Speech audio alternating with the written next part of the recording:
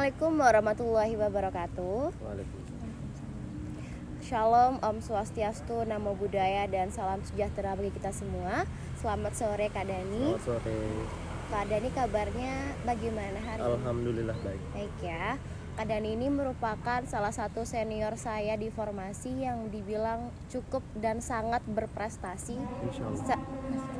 Ya, terima kasih banyak Kak Dani. Jadi Kak Dani ini bukan hanya sebagai senior yang berprestasi juga, tapi adalah sebagai senior yang menurut saya adalah seorang guru juga untuk kita semua di formasi. Jadi Kak Dani ini menurut saya salah satu senior yang sangat berjasa di formasi, yang bisa dan berani untuk membimbing adik-adiknya ke hal-hal yang bisa dibilang memiliki banyak manfaat.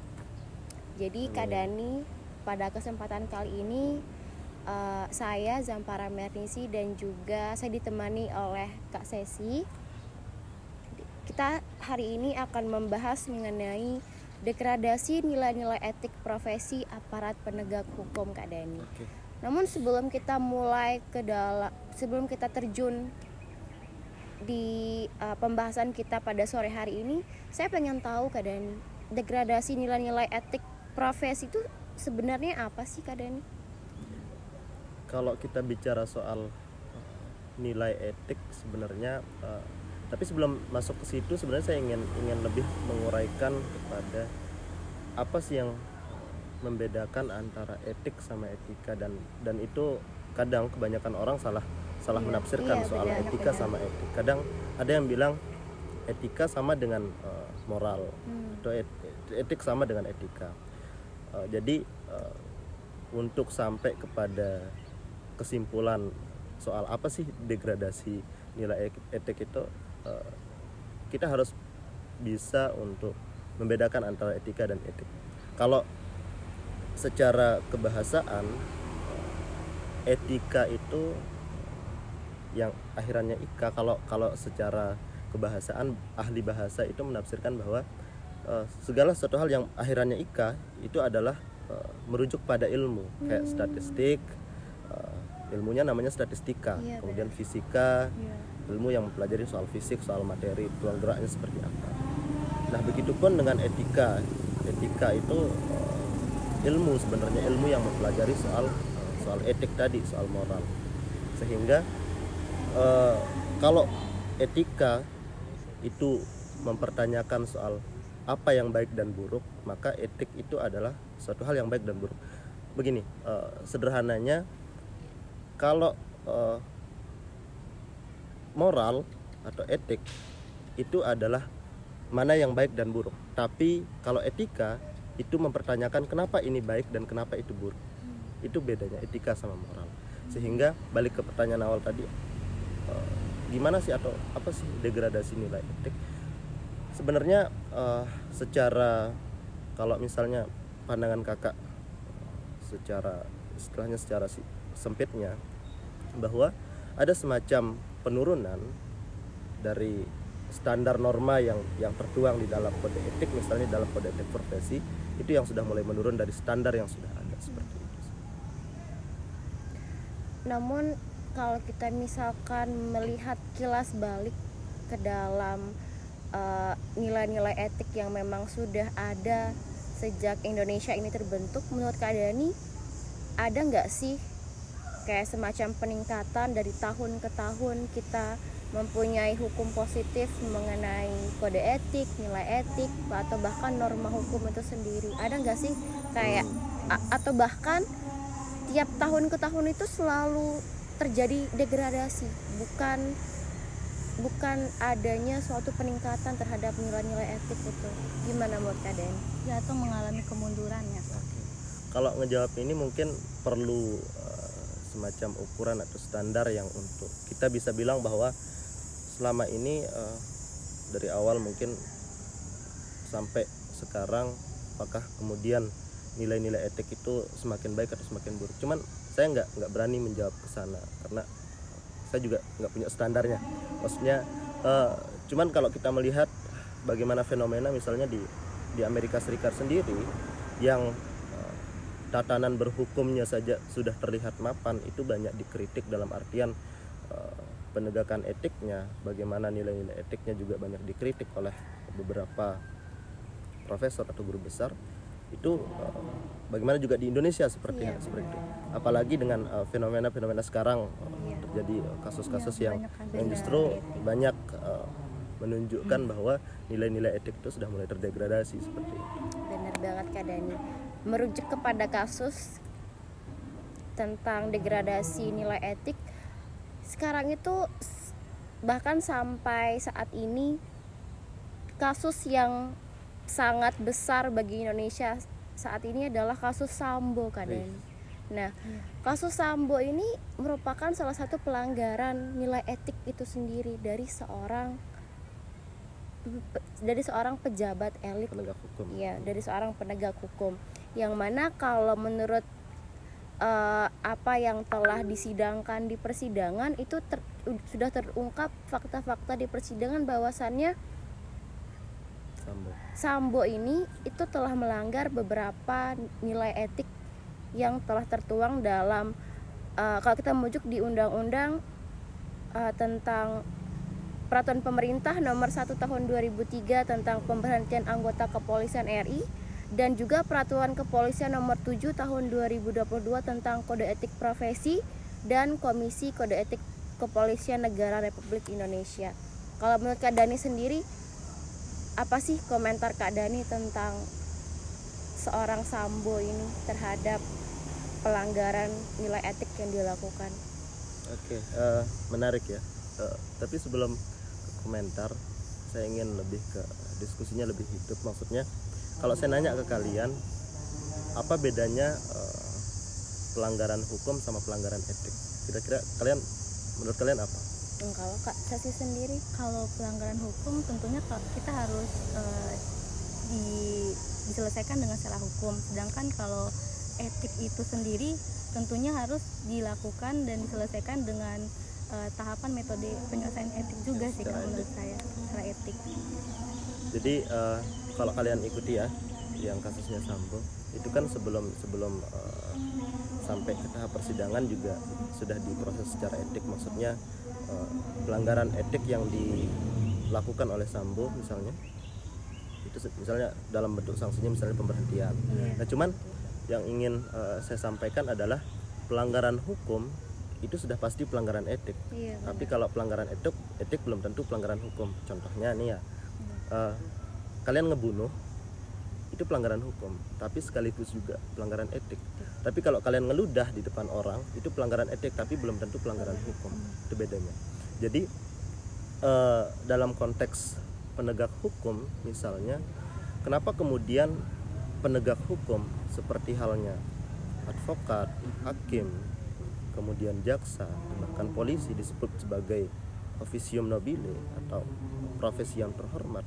Karena memang profesi yang diemban itu sangat erat kaitannya dengan kepentingan masyarakat. Nah, kasusnya Sambo ini menarik. Maksudnya kita dari awal sampai sekarang ini kan sudah mulai terlihat, tapi arahnya kita belum tahu akhirnya seperti apa. Kalau kalian ngikuti, ada kasus tahun 2020, ada kasus pembunuhan seorang hakim oleh istrinya di Medan. Seorang istrinya pembunuhan berencana juga. Nah, istrinya itu divonis hukuman mati oleh hakim. Nah, cuman sekarang kasus yang sekarang ini kita nggak tahu akhirnya apakah akan sama juga kah ujungnya seperti berbeda. Atau berbeda. Nah, kalau misalnya berbeda, ini akan menimbulkan disparitas dalam artian anggapan-anggapan di masyarakat juga semakin apa ya istilahnya, semakin menyebar lah, dalam artian tidak bisa dikontrol.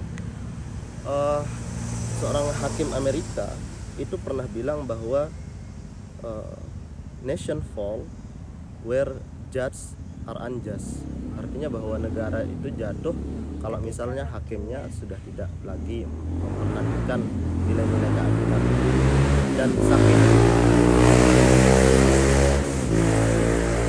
Dan saking pentingnya itu, bagaimana kemudian hakim itu kan sebagai tumpuan akhir dari pencari keadilan gitu.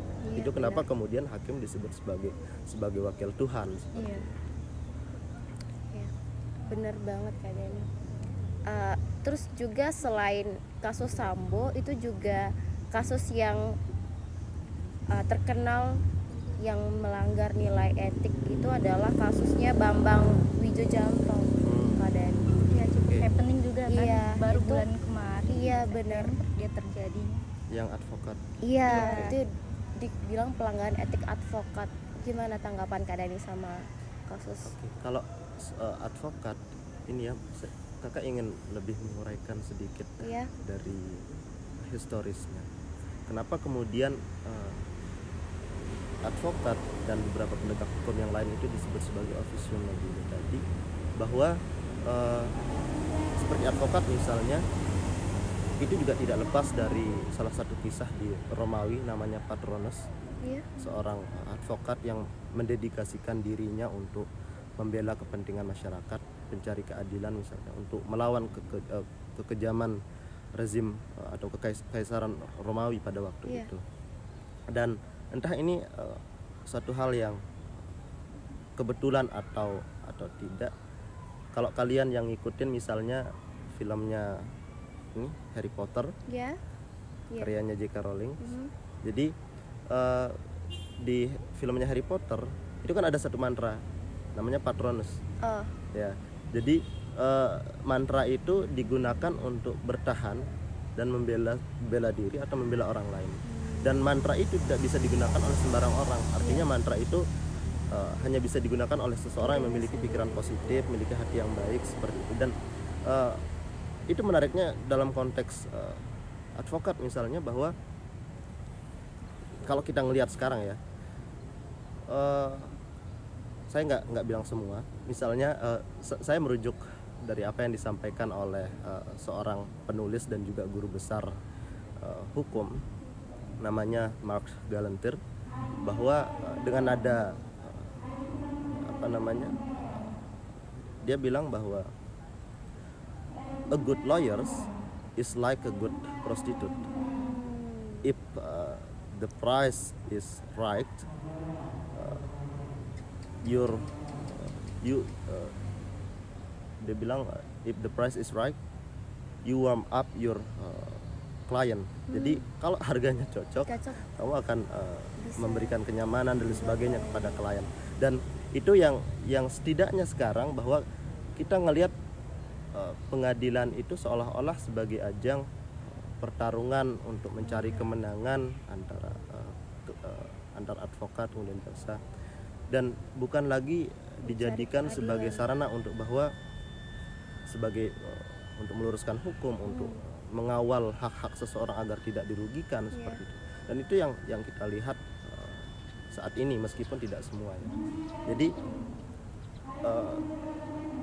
dalam konteks itu bahkan penegakan terkait kode etik advokat kita juga masih lemah. Kakak agak sedikit melebar ya. Misalnya terkait dengan advokat yang melanggar kode etik. Nah, untuk advokat yang melanggar kode etik itu saat ini dikembalikan kepada organisasi masing-masing advokat, karena organisasi advokat kita kan banyak, ada Iya, Pradi, benar ada sekali. KAI dan organisasi yang lain. Dan akibatnya ketika mereka diberhentikan di satu organisasi, mereka masih bisa pindah ke organisasi yang lain. Dan itu yang masih menjadi permasalahan sebenarnya terkait dengan penegakan kode etik advokat.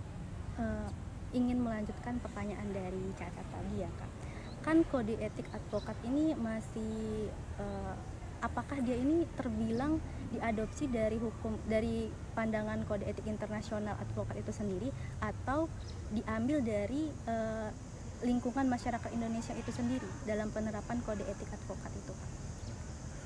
Kalau soal itu apakah diambil secara standar internasional atau tidak, bisa dibilang iya juga. Kenapa begitu?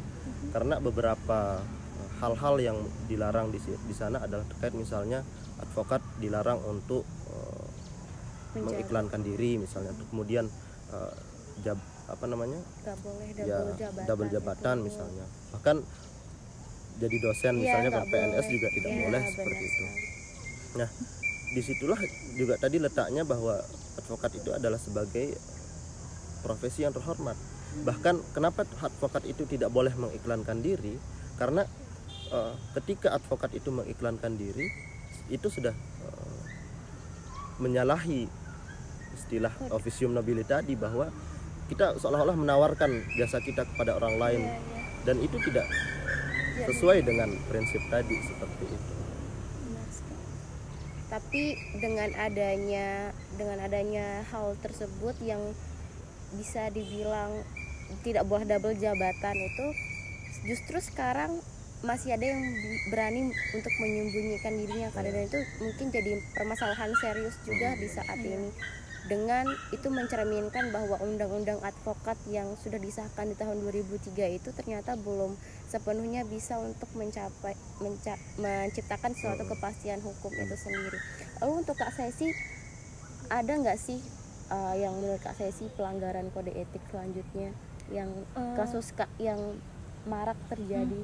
Kan baru-baru ini terjadi juga mengenai Hakim Sudrajat dan Mitri itu ya Kak. Nah di sana juga ada yang menariknya itu advokat yang merupakan influencer hukum juga yang ramai juga di TikTok. Malahan dia yang memberi suap tersebut kepada Hakim MK itu Kak. Nah gimana tuh pandangan Kakak sendiri, sedangkan dia tuh menginfluence kita di TikTok ataupun media massa mengenai korupsi ataupun apapun, tapi dia loh yang melakukan tindakan hukum tersebut Kak. Gimana tuh Kak? Ini istilahnya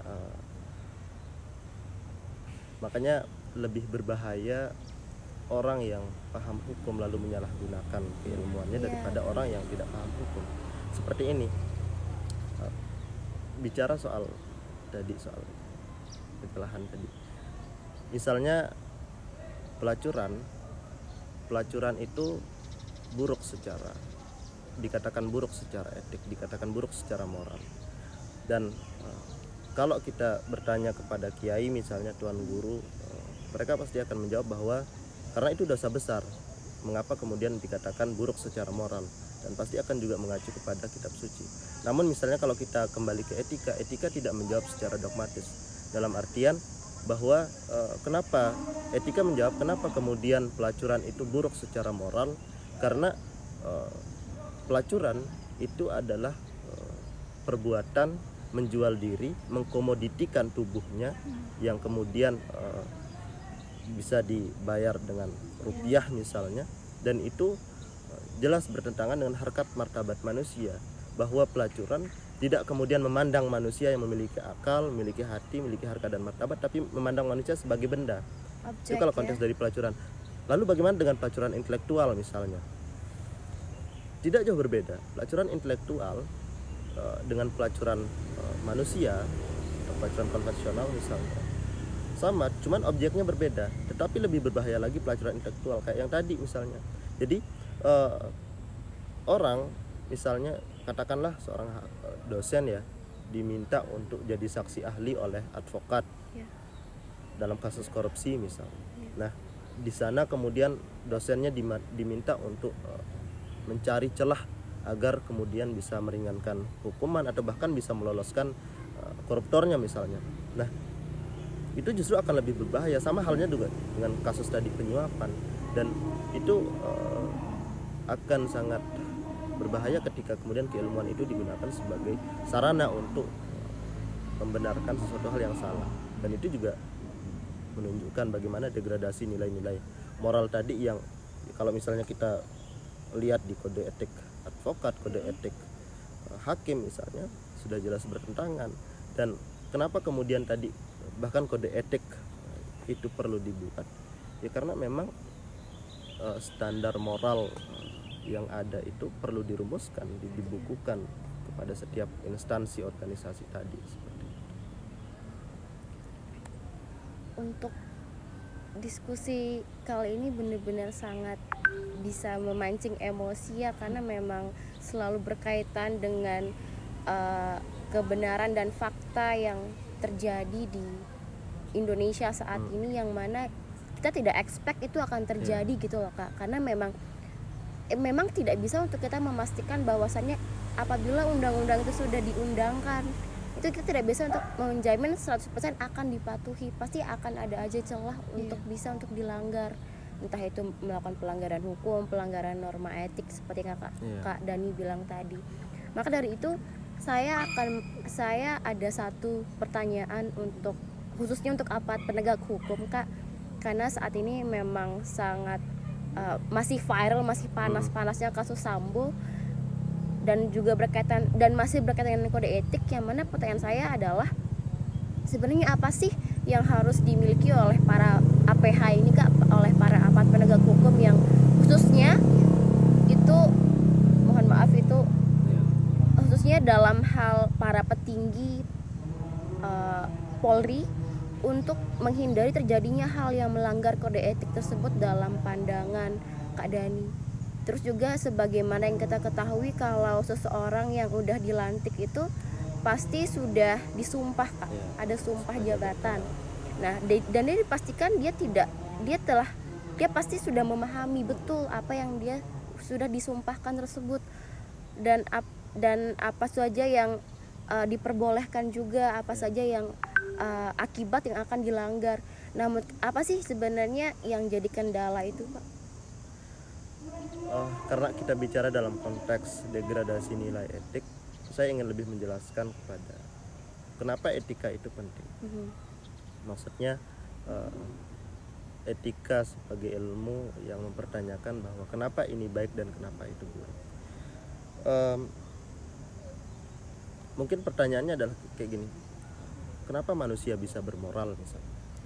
Kenapa manusia bisa bermoral? Itu dalam sih, Kak. Jadi kalau dalam beberapa pandangan misalnya bahwa manusia itu bisa bermoral karena di dalam dirinya sudah ada nilai yang istilahnya akal pikiran yang ada di dalam manusia sudah bisa mengetahui bahwa ini baik dan itu buruk. Tapi yang lebih penting adalah kenapa itu baik dan kenapa itu buruk. Itu yang lebih penting. Sama halnya dengan kenapa suap itu buruk misalnya. Kenapa kemudian hakim yang tidak adil itu buruk misalnya, atau kenapa kemudian polisi atau penegak hukum yang melakukan pelanggaran terhadap hak masyarakat itu buruk.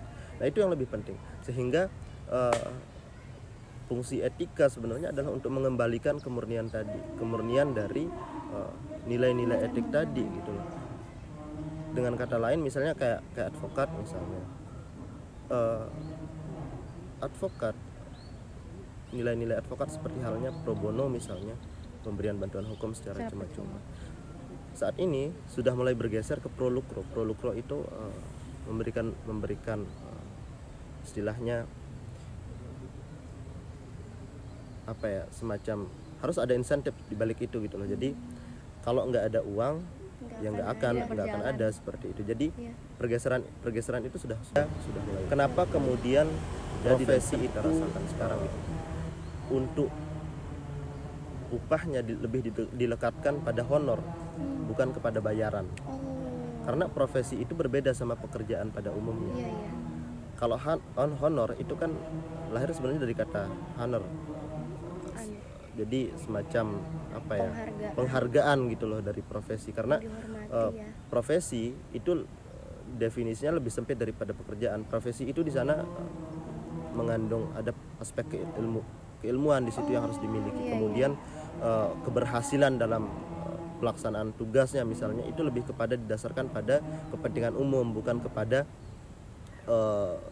istilahnya insentif belaka seperti itu. Jadi ada aspek-aspek yang berbeda antara pekerjaan dan profesi, dan itu yang seharusnya juga menjadi patokan bagi setiap profesi. Meskipun tadi istilahnya advokat pasti membutuhkan uang, misalnya membutuhkan uang, dan tidak mungkin selamanya memberikan bantuan hukum secara cuma-cuma misalnya. Namun yang menjadi penekanan adalah bagaimana kemudian advokat itu mampu untuk mengembalikan nilai-nilai tadi gitu loh, bahwa apa yang mereka peroleh itu bukan sekedar bayaran seperti itu, tapi itu adalah sebagai penghargaan yang kemudian mereka mampu untuk menjalankan tugas secara baik, bahwa tidak menyelewengkan hukum seperti itu. Wow, Kak Sesi, kayaknya dari tadi Kak Sesi ada pertanyaan yang ingin disampaikan deh. Gini sih Kak, kita kembali ke kasus Sambo ya Kak, karena kan lagi happening. Di sana kan 7, kalau nggak salah ada 7 pelanggaran kode etik yang dilanggar. Nah, di sana juga banyak sekali menarik banyaknya aparat-aparat penegak hukum dalam kasus tersebut. Menurut kakak, emang semestinya memang dia akan banyak menarik penegak hukum gitu, atau memang di situ kode etik yang dilanggar masih lumayan jangkauannya lebih luas lagi, Kak? Oke, karena tadi kita bicara apakah pelanggaran hukum itu sama dengan pelanggaran etik misalnya. Jadi untuk kasus Sambo sendiri, bahwa untuk aspek pelanggaran etiknya itu terpisah. Maksudnya sekarang yang diproseskan terkait dengan penegakan hukum, bahwa pelanggaran seperti kasus pembunuhannya, Benar. untuk mencari fakta apakah ini berencana atau tidak, seperti itu. Namun terkait dengan penegakan etik tadi pasti dikembalikan kepada ketentuan di kode etiknya masing-masing. Misalnya terkait apakah untuk pelanggaran kode etik berat apakah diberhentikan atau tidak, seperti itu. Jadi ini semacam ini ya, kasus ini bisa dibilang sudah bisa terbaca bahwa semacam piramid, bahwa untuk orang yang memiliki kekuasaan seperti itu katakanlah, jadi yang di bawahnya itu sedikit tidak sudah pasti juga akan kena, dalam artian baik entah karena menjalankan perintah secara terpaksa, atau kemudian karena juga ada motif kepentingan di situ untuk ikut serta misalnya. Jadi tidak bisa kita pungkiri seperti itu. Jadi memang Mau nggak mau harus ikut ya, karena memang ada aspek kepentingan dan bawahan ini memang harus nurut, karena memang itu yang sudah memang itu sudah faktanya. Memang itu kalau misalkan pimpinannya bilang ini dan menginstruksikan kepada bawahannya pasti akan melakukan, karena kan pasti kalau misalkan tidak dilakukan pasti akan ada sanksi yang didapatkan dari pimpinannya, begitu kan Kak. Jadi personal. Cuman mungkin tidak semua bawahan yang kemudian pasti mau menurut. Jadi kembali lagi kepada aparatnya itu seperti itu. Apakah kemudian berani nggak ingin mengorbankan, menolak atau enggak? Kayaknya nggak mungkin ada penolakan kalau misalnya atasannya udah menyuruh sesuatu, menginstruksikan ini. Tapi itu juga suatu hal yang sangat berat dan rumit sih Kak, kalau misalkan kita detailkan dan deskripsikan satu-satu. Kalau misalnya kita tidak bisa untuk bilang semua APH pasti akan menuruti pimpinannya, dan ada beberapa APH juga yang akan menolak karena keberadiannya tapi pasti seorang bawahan ataupun dalam hal ini kepolisian itu sendiri, kalau misalkan pimpinannya menginstruksikan hal seperti itu dan dia menolak, pasti akan ada ganjaran yang langsung dia dapatkan. Mungkin itu juga yang menjadi salah satu problematika besar di struktur bahan hukum pemikirannya juga kan. Dan begini, kaitannya sama dilema tadi ya. Bahkan untuk misalnya konteks hakim ataupun advokat misalnya tadi saya agak bergeser, misalnya hakim. Bagaimana kemudian ketika hakim di satu sisi misalnya dihadapkan pada kasus yang hakim harus mengikuti aturan hukum, tapi di satu sisi juga hakim melihat kepada orangnya, misalnya kayak kasusnya Nenek Minah misalnya. Itu kan ada dilematis moral, dan itu yang menjadi bahan kajian dari etika sebenarnya. Maksudnya kayak hakim itu harus mampu untuk menggunakan nilai hati nuraninya untuk bagaimana kemudian menjalankan hukum seperti itu. Begitupun dengan misalnya seorang advokat misalnya. Advokat itu misalnya mereka punya kode etik untuk menjaga kerahasiaan klien misalnya. Lalu bagaimana kemudian ketika advokat itu mengetahui aliran dana korupsi, kemudian mengetahui aliran dana korupsi yang kemudian pencucian uang dan sebagainya, apakah menurut kalian nih, apakah advokat akan harus tetap merahasiakan itu, atau bagaimana kalau menurut kalian nih? Kalau aduh ini jawabannya jawabannya bikin kalau menurut saya, kalau misalkan saya dihadapkan di kasus seperti itu dan saya jadi advokatnya, saya justru akan membela klien saya dengan cara tetap merahasiakannya. Tapi itu juga kalau misalkan saya